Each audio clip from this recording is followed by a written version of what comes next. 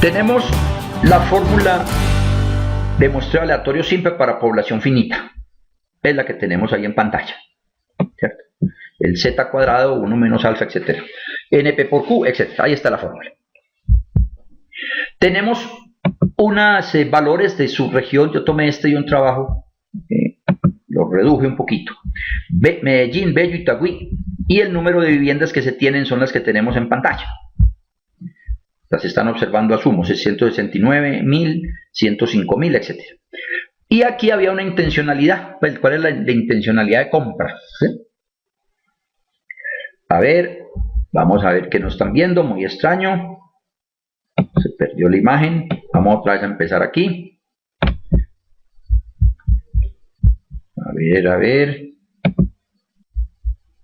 Creo que ya lo tenemos ahí. Perfecto. Bueno, muy bien. Entonces vamos a aprovechar este ratico que sí tiene, estamos pegados tenemos el compartir escritorio. Pues bien, aquí sí podemos entonces mirar el detalle. Pues bien, aquí sí podemos entonces mirar el detalle. Esta proporción, es que tengo el mouse, que lo voy a poner un poquito más grandecito, son las prevalencias. Prevalencias de la intencionalidad de compra, en el caso compra de vivienda, de estudios pasados. Entonces, en Medellín se dio esa proporción de familias que tenían la intencionalidad de comprar vivienda, entonces daba 32.8. Bueno. La fórmula de Q, entonces me da 1 menos esto. 1 menos P, entonces obviamente es el complemento. 0.67 más 0.32 me da la unidad. Ahí está. Entonces tengo el valor de N, que es el primer término que estoy volviendo a colocar aquí como rojito. Ese es el N. Tengo el valor de P, que es 0.32. Tengo el de Q, o sea, tengo todo el numerador. Y en la parte inferior también vuelve y juegan los mismos factores, pero adicionalmente tengo el error absoluto.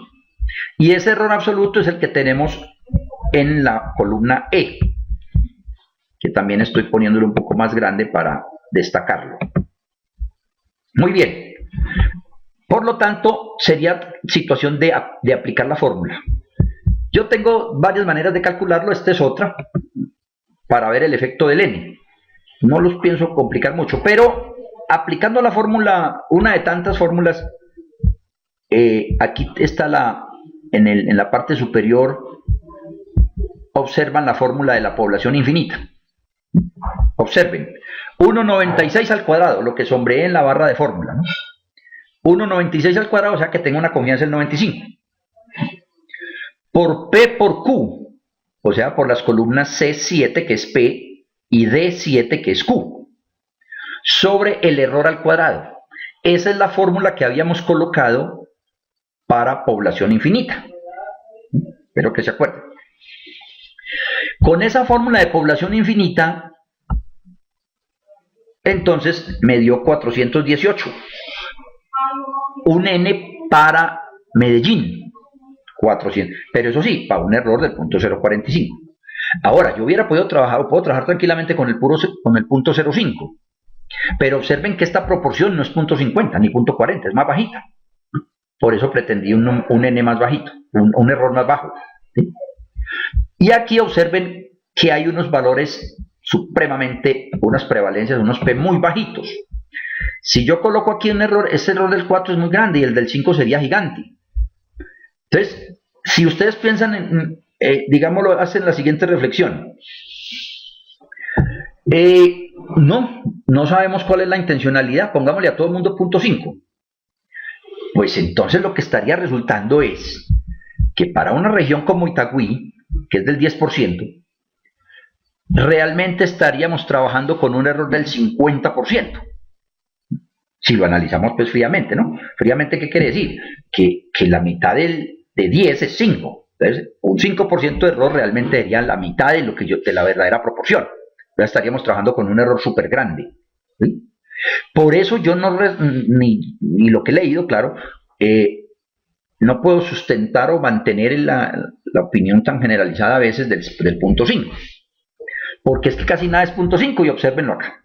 Ahora, ustedes van a, y yo les envío este archivo también, van a observar que la fórmula nos da 418. Pero lo que quiero resaltar ahora es este tema de los intervalos de confianza. ¿Qué pasa con el intervalo de confianza? Pues pasa lo siguiente.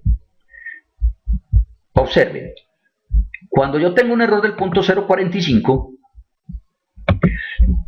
yo estaría estimando que el intervalo de confianza que encuentro estará entre el 23.98, póngale punto, pues el 24%, pues póngale si quiere, hasta el 41%, del 24 al 41%. Mi pregunta es, estamos hablando de intencionalidad de compra, ¿ese intervalo lo vemos estrecho o lo vemos amplio? Ahora, como ejercicio yo hice adicionalmente la diferencia, o sea, la resta entre el límite superior y el inferior, o sea, hice la diferencia entre los intervalos. Por lo tanto, ahí la tenemos. ¿Qué pasa entonces? Voy a ponerla más grande aún. Y pongámosle otro colorcito más dramático. Que es dramático, ¿no? Pongámosle otro colorcito que ya ni veo cuál es. No me están quedando muy buenas. Dejémoslo ahí. Negrito. Ahí está. Bueno, ¿cómo observan los intervalos? ¿Muy grandes o muy estrechos? Observen que la diferencia es de 17 puntos porcentuales en la generalidad. Al menos a lo que tengo ahí planteado. Amplio. Con una confianza del 95% se estima o se espera que la verdadera proporción de personas que van a adquirir vivienda se encuentra entre el 23.98% y el 41.62%. Bueno, eso sería el informe. Pero entonces las personas que vayan a tomar decisiones con ellos probablemente dicen, uy, pero entonces tenemos que construir entre 200.000 y 400.000, está como muy amplio, ¿cierto? En fin, entonces puede ser muy amplio. Bueno, entonces vienes y juegas acá. ¿Sí? Observa, punto 0.45, entonces voy a hacer el ejercicio. Espero que todos estén viendo bien y poniendo bien cuidadito. Voy a poner entonces un error del 4%, no del 45%, sino del 4%. Le quito este 5 y le voy a dar un enter. Observen que el n en este momento es de 418. Al bajar el error, me subió a 529 el tamaño de muestra. Subió a 529. La conclusión que yo trato de llegar es que el juego consiste en mirar,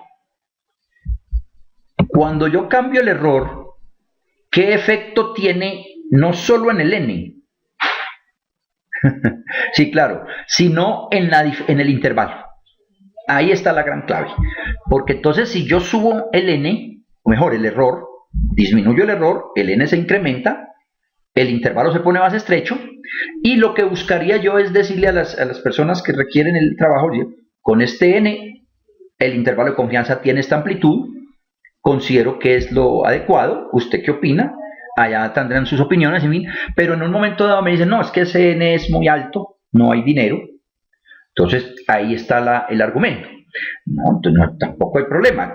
Nosotros se le puede hacer con el famoso error del 5%, aquí lo voy a cambiar al 5, esto se los voy a mandar ahorita, 5%, que es el famoso error.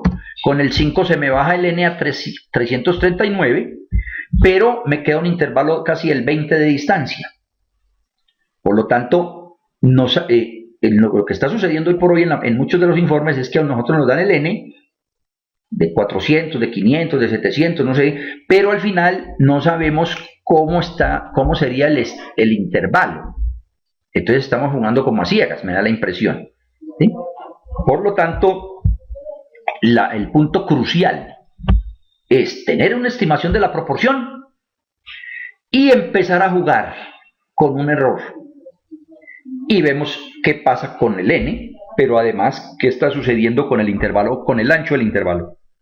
Ahora, cuando no hay suficiente dinero, pues uno tampoco puede cerrarse, ¿no? Lo que uno estaría diciendo es, sea consciente de que con ese número de unidades a analizar, solo podemos tener alguna estimación entre este número y este. ¿Sí? Sea consciente de eso, ¿cierto? Entonces ahí es donde está la reflexión grande.